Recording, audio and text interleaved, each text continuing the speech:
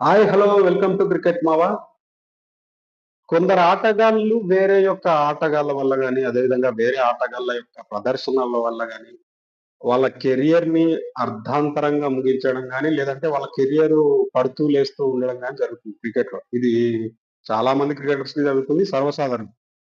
ఇందులో భాగంగా నేడు రిటైర్మెంట్ ప్రకటించిన అమిత్ మిశ్రా కెరియర్ గూడా వారికంటే గొప్పగా ఆడే ఆటగాళ్ళు గాని, లేదంటే వారితో సమానంగా ఆడే ఆటగాళ్ళ వల్ల గాని, అతని కెరియర్ అయితే ఒక రకంగా అంతర్జాతీయ క్రికెట్‌లో ఒడిదుడుకులు ఎదుర్కొంటూ ముగిసిపోయిందని చెప్పొచ్చు. తను రిటైర్మెంట్ అయితే ప్రకటించాడు. ఆల్ ఫార్మాట్ క్రికెట్‌కి, ఐపీఎల్‌కి గూడా 42 ఇయర్స్ ఏజ్‌లో తన క్రికెట్ కెరియర్‌కైతే ముగింపు పలికాడు అమిత్ మిశ్రా. అమిత్ మిశ్రా, అనిల్ కుంబ్లే అదేవిధంగా హర్భజన్ సింగ్ వీళ్ళున్న పీరియడ్‌లో ఎప్పుడైతే తనకి అవకాశాలు వాళ్ళిద్దరి వల్ల రాలేవని చెప్పొచ్చు. ఎందుకంటే హర్భజన్ మంచి ఫామ్‌లో ఉన్నాడు. Anil Kumble super legend. అప్పటికి లెజెండరీగా మారిపోయాడు. డెబ్యూ చేసిందెప్పుడు 2002 ఆర్ 3 మధ్యలో డెబ్యూ చేశాడు అమిత్ మిశ్రా. అప్పటినుంచి ఇంకా అతనికి ఒడిదుడుకులు కొనసాగుతూనే ఉన్నాయి. మధ్యలో వస్తున్నాడు, గాయాలవుతున్నాయి. ఇవన్నీ జరుగుతున్న క్రమంలో హర్భజన్ కుంబ్లే చాటున తన కెరియర్ కాస్త ముగిసిందని చెప్పొచ్చు. కానీ ఐపీఎల్‌లో మాత్రం తను మంచి పెర్ఫార్మన్స్‌తో మంచి రికార్డ్స్ అయితే ఉన్నాయి ఐపీఎల్‌లో. 3 టైమ్స్ హ్యాట్రిక్ వికెట్స్ తీసిన ఏకైక బౌలర్ ఐపీఎల్‌లో అమిత్ మిశ్రా. ఒక మంచి స్పిన్నర్ అని చెప్పొచ్చు. తన కెరియర్‌కైతే ఒక ముగింపైతే పలికాడు. ఈ మంచి స్పిన్నర్ ఐపీఎల్‌లో గూడా చాలా సార్లు తన పెర్ఫార్మన్స్ చూసినాం.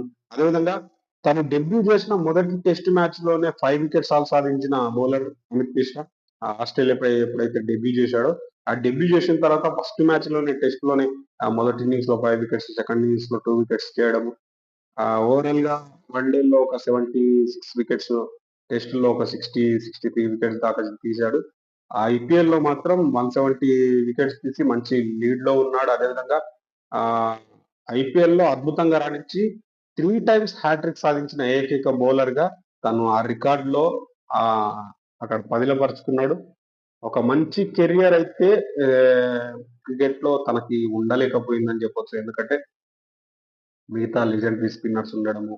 ఆహ్, టీమిండియా స్పిన్నర్స్‌పై అదేవిధంగా రిస్ట్ స్పిన్నర్, ఫింగర్ స్పిన్నర్స్ ఎక్కువగా ఏస్తున్న టైంలో ఇతడు ఉన్నటువంటి ఏకైక రిస్ట్ స్పిన్నర్, లెగ్ స్పిన్నర్ అయినప్పటికీ గూడా తనకు ఎక్కువగా అవకాశాలు రాలేవని చెప్పొచ్చు. హర్భజన్, అదేవిధంగా కుంబ్లే, మురళీ కార్తిక్ ఇలాంటి వాళ్ళందరూ కొనసాగుతున్న టైంలో డెబ్యూ చేయడం అనేది ఇతని కెరియర్‌కి కొద్దిగా లాస్ అని చెప్పొచ్చు. అదేవిధంగా తరచు గాయాలు. రెగ్యులర్‌గా ఇతడు గాయపడుతుండడము. టీమ్‌లోకి వస్తాడు, మళ్ళీ గాయమవుతుంది, టీమ్ బయటికెళ్తాడు. టీమ్‌లోకొస్తాడు, గాయమవుతుంది, బయటికెళ్తాడు. ఇలా జరగడం వల్ల గూడా ఇతని కెరియర్ అనేది ఒడిదుడుకులు ఎదుర్కొందని చెప్పొచ్చు. కానీ ఒక మంచి స్పిన్నర్, అదేవిధంగా ఆహ్, అంతో కొంతో ఆహ్, తన బ్యాటింగ్‌తో కాంట్రిబ్యూషన్ ఇయ్యగల బ్యాటర్. మంచి మంచి నాక్స్ ఆడిన ఇన్నింగ్స్ గూడా ఉన్నాయి బ్యాటింగ్‌తో. అట్లాంటి ఒక అమిత్ మిశ్రా తన కెరియర్‌ని 42 ఇయర్స్ ఏజ్‌లో తన కెరియర్‌నయితే ముగించాడు. ఆహ్, తనకు భవిష్యత్తులో కోచ్ డిపార్ట్‌మెంట్‌లో గాని, అదేవిధంగా కామెంటరీ డిపార్ట్‌మెంట్‌లో గాని దీంట్లో వర్క్ చేసే ఇంట్రెస్ట్ అయితే ఉందని అయితే తెలియజేశాడు.